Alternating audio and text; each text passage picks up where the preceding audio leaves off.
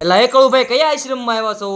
એલા રામ રામ ને સીતારામ ડાયરા ના માતાજી હોના હારાવાના કરે. હવે આપણે આવી ગયા છીએ કૈલાસ ધામ આશ્રમ આપણે ભુંડરકા બરોબર, અને આપણે બાપુના આશ્રમે અવારનવાર આવી છીએ. તો આજે અહીંયા આવ્યા હતા અમે જીવદયા ટીમ ટ્યુશનના દરેક સભ્ય છીએ અને અમારી સાથે છે મહેમાન.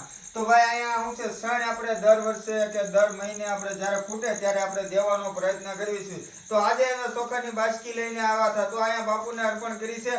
અને ખાસ ભાઈ આ જગ્યા ઉપર જ્યારે આશ્રમ નહોતો ને ત્યારે અમે અહીંથી પાલિતાણા કામે જતા અને અમને એમ થતું કે ભાઈ અહીંયા કોઈક 5 વ્યક્તિ એવા હોય કે પક્ષીઓને સણ નાખી કે, તો એ તો શક્ય ન થયું. પણ બાપુએ શૂન્યમાંથી સર્જન કરેલું છે આ જગ્યા ઉપર. અમને સાંભળે ત્યાં સુધીમાં બાવળ કાંટા અને નકરા એવા જ હતા.